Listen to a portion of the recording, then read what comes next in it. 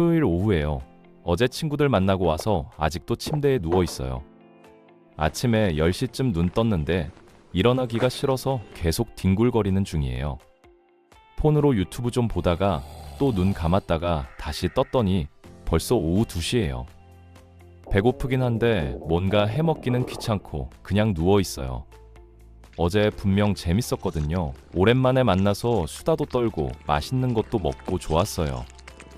카톡 열어보니까 단톡방에 어제 사진 올라와 있고 다들 재밌었다 또 보자 하고 있어요. 나도 재밌었는데 또 보자는 말에 바로 또 보자 라고 하기가 좀 그래요. 일단 며칠은 좀 쉬고 싶거든요. 사람이 싫은 건 아닌데 만나고 나면 한동안 혼자 있고 싶은 그런 거요. 오늘은 이런 사람들 이야기를 해보려고 해요. 내향적이라고 하면 오해가 많아요. 소심하다, 낯을 가린다, 사람을 별로 안 좋아한다. 근데 이건 완전히 다른 얘기예요. 내향적인 사람도 친구 만나는 거 좋아해요. 수다 떠는 것도 좋아하고요. 다만 그걸 할 수 있는 양이 사람마다 다른 거예요. 어떤 사람은 하루에 10명을 만나도 끄떡없어요. 오히려 사람 만나면 에너지가 생기거든요. 근데 어떤 사람은 3명만 만나도 충분해요. 그 이상 넘어가면 피곤해지기 시작하거든요. 휴대폰 데이터에 비유하면 이해가 쉬워요. 누구는 무제한 요금제예요. 하루 종일 써도 안 떨어져요. 누구는 3기가 요금제예요. 아껴서 써야 해요. 3기가라고 모자란 게 아니에요. 쓰는 방식이 다른 거예요. 내향적인 사람은 사람 만나는 데 쓰는 데이터를 아끼는 대신 혼자 집중하는 데 쓰거든요. 책 읽거나 영화 보거나 그냥 멍하니 있거나 그런 시간에 에너지를 쓰는 거예요. 심리학에서는 이걸 에너지 방향의 차이라고 설명해요. 외향적인 사람은 에너지를 밖에서 얻고 내향적인 사람은 안에서 얻는 거예요. 어느 쪽이 좋고 나쁜 게 아니라 충전 방식이 다른 거죠. 재밌는 건 내향적인 사람들 중에 혼자 있어도 외롭지 않다는 사람이 꽤 있어요. 주말에 약속 없어도 괜찮고 집에 하루 종일 있어도 심심하지 않아요. 오히려 편해요. 좋아하는 음악 틀어놓고 밀린 드라마 보다가 배고프면 냉장고에서 뭐 꺼내 먹고 또 누워있고 이게 우울한 게 아니에요. 이게 쉬는 거예요. 그리고 이런 장점도 있어요. 사람한테 집착을 잘 안 하게 돼요. 연락 좀 안 와도 괜찮고 친구가 바쁘다고 하면 그냥 알겠어 나중에 보자 할 수 있어요. 혼자서도 괜찮으니까 상대방한테 기대거나 매달리지 않게 되는 거죠. 그래서 누군가를 만날 때 필요해서가 아니라 좋아서 만나게 돼요. 좋아하는 사람만 곁에 둘 수 있다는 거. 이게 약점이 아니라 장점이에요. 직장에서 이런 고민 있는 분들 많으시더라고요. 점심시간에 혼자 밥 먹고 싶은데 눈치 보여서 같이 가고 회식 빠지고 싶은데 안 갈 수가 없어서 참석하고 퇴근하고 나면 완전히 방전돼 있어요. 주말에 푹 쉬어야 겨우 회복되는데 일요일 저녁만 되면 벌써 월요일 생각에 피곤해지고요. 사람 상대하는 게 노동처럼 느껴질 때가 있어요. 일 자체보다 그게 더 힘들 때도 있고요. 낯선 사람 만날 때 쓰는 에너지가 친한 사람 만날 때보다 몇 배는 더 든대요. 그래서 같은 3명을 만나도 다 처음 보는 사람이면 녹초가 되고 편한 사람들이면 괜찮은 거예요. 근데 내향적인 사람들한테 숨은 강점이 있어요. 친구가 승진했어요. 외향적인 친구는 이렇게 말해요. 야, 승진했어? 축하해, 대박이다. 내향적인 친구는 이렇게 말해요. 얀데 너 그거 알아? 네가 회의할 때 마지막에 정리해주잖아. 그거 진짜 도움 많이 돼. 차이가 느껴지시나요? 결과를 칭찬하는 게 아니라 과정을 봐주는 거예요. 본인도 대수롭지 않게 생각했던 부분을 짚어주는 거예요. 이런 말을 들으면 진짜 인정받은 느낌이 들거든요. 연애에서도 이게 드러나요. 같이 밥 먹는데 상대방이 말은 안 하지만 뭔가 평소랑 달라요. 대답이 좀 늦어요. 숟가락질이 느려요. 웃는데 표정이 어두워요. 이런 걸 알아채요. 그래서 오늘 무슨 일 있어? 하고 물어봐요. 상대방은 좀 놀라요. 티도 안 냈는데 어떻게 알았지? 화려한 이벤트는 서툴러도 이런 세심함에서 마음이 느껴지거든요. 왜 이런 게 가능하냐면요. 내향적인 사람들은 말을 많이 안 하니까 그 시간에 관찰을 해요. 상대방 표정이 어떻게 변하는지, 목소리 톤이 어떤지, 어떤 얘기할 때 반응이 달라지는지 이런 걸 무의식적으로 보고 있어요. 그래서 그 사람 본인도 모르는 그 사람의 장점을 찾아주는 거예요. 직장에서도 마찬가지예요. 다들 좋다고 하면서 밀어붙이려는 프로젝트가 있어요. 분위기가 올라가고 있는데 조용히 있던 사람이 한마디 해요. 근데 이 부분은 좀 확인해 봐야 할 것 같은데요. 그 순간은 분위기 깨는 것 같아요. 김 빼는 소리로 들릴 수도 있고요. 근데 나중에 보면 그 사람이 짚은 데서 문제가 생기는 경우가 있어요. 평소에 관찰을 많이 했으니까 남들이 놓치는 부분을 보는 거예요. 프로젝트 맡겨도 잘해요. 혼자 집중할 수 있는 환경만 주면 깊이 있는 결과물을 가져오거든요. 보고서 하나 쓰더라도 자료 꼼꼼하게 확인하고 예상 질문까지 생각해서 준비해요. 심리학에서 성격 특성을 연구한 게 있어요.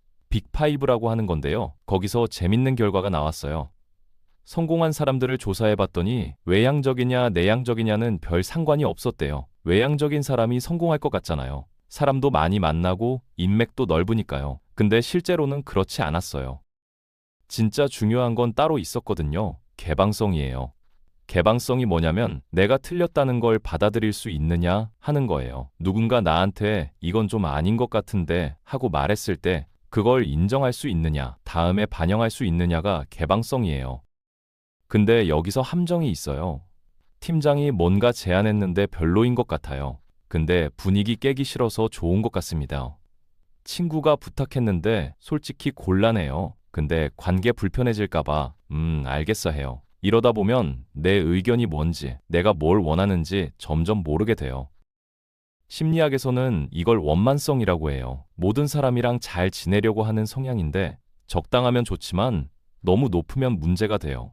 내향적인 사람들이 이런 함정에 빠지기 쉬워요. 말을 많이 안 하니까 튀고 싶지 않고 조용히 있고 싶은데 그러려면 다들 하자는 대로 따라가는 게 편하거든요. 심리학 연구에 따르면 외향이냐 내향이냐는 잘 안 바뀐대요. 타고난 거라서요. 예민한 것도 마찬가지고요. 근데 개방성은 달라요. 이건 살면서 바뀔 수 있대요. 그러니까 내향적인 건 그대로 두고 개방성을 높이는 방향으로 가면 되는 거예요. 성격을 바꾸려고 애쓰지 말고 성격 위에 좋은 습관을 쌓는 거죠.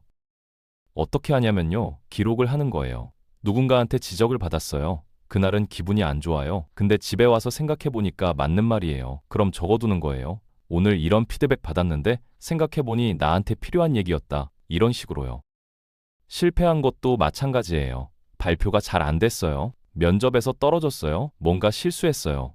잊어버리고 싶잖아요. 떠올리면 좀 괴로우니까요. 근데 그걸 적어두면 나중에 도움이 돼요. 같은 실수 안 하게 되거든요. 불편한 경험을 그냥 불편함으로 끝내지 않고 나한테 필요한 정보로 만드는 거예요. 내향적인 사람들이 이런 걸 잘해요. 혼자 생각하는 시간이 많으니까 복기를 잘하거든요.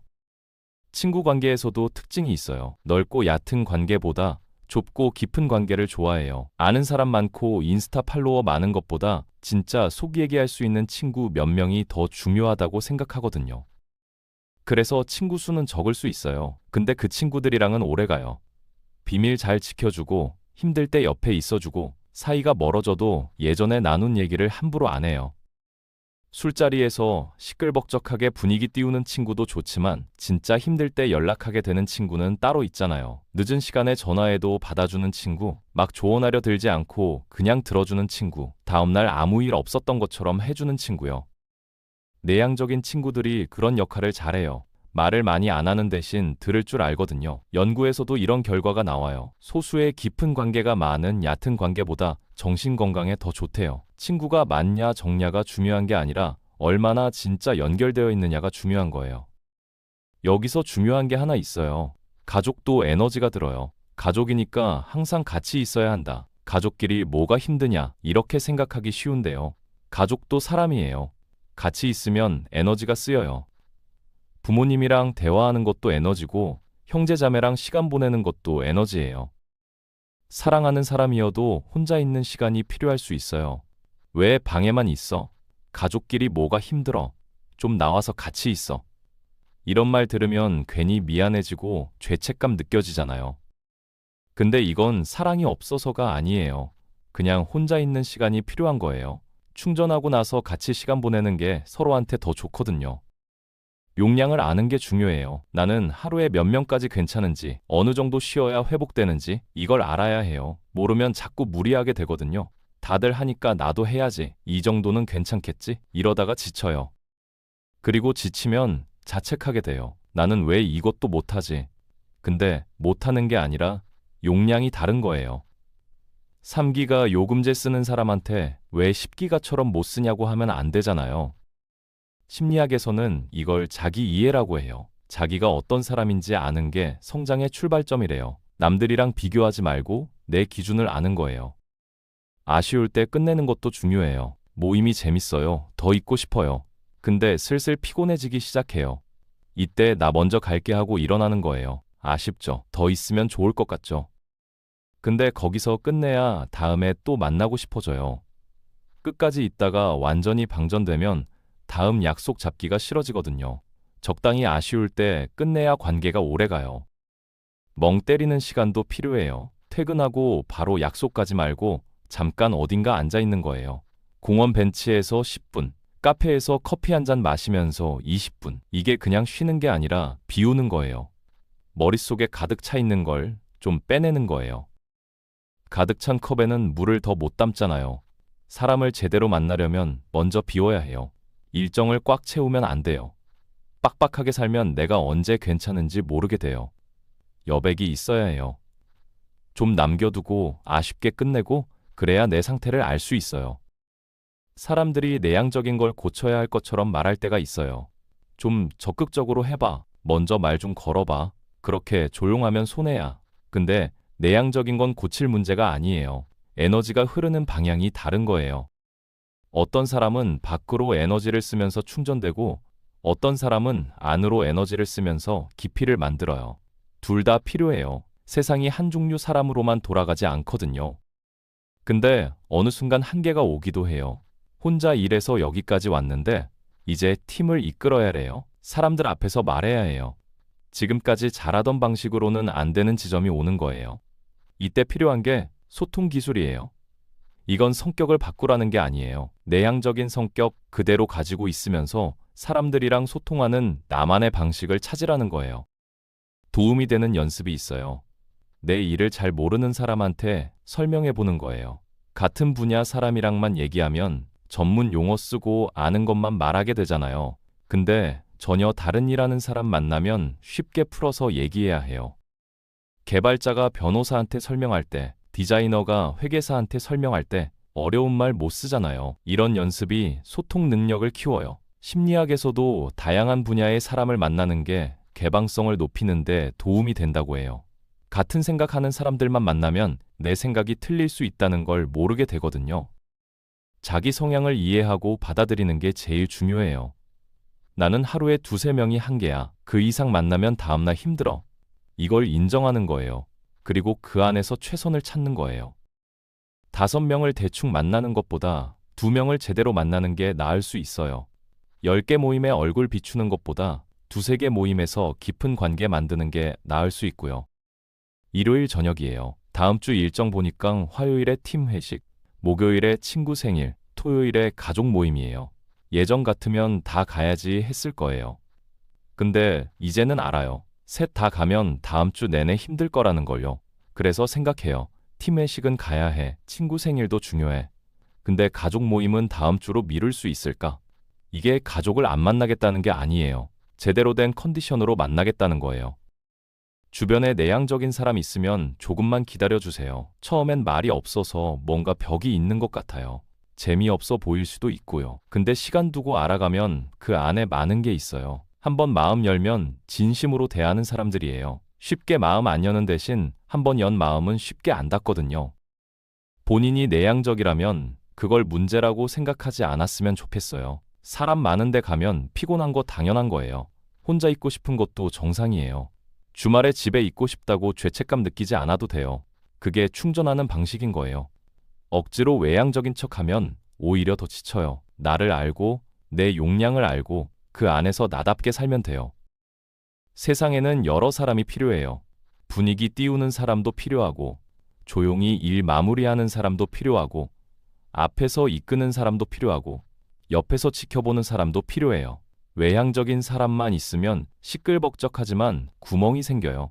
내향적인 사람이 그 구멍을 메워주거든요. 서로 다른 게 문제가 아니라 서로 다르니까 맞물려 돌아가는 거예요.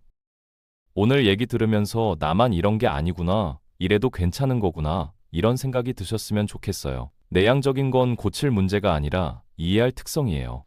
그리고 그 안에서 나오는 장점이 있어요. 깊은 관찰력, 세심한 배려, 묵묵한 신뢰, 집중력 있는 몰입, 이런 것들이 내향적인 사람들이 가진 강점이에요. 다음에 주말 오후에 집에서 혼자 뒹굴거리고 있을 때 이거 괜찮은 거야 하고 생각해 주세요. 충전 중인 거예요. 그래야 진짜 만나고 싶은 사람을 제대로 만날 수 있으니까요.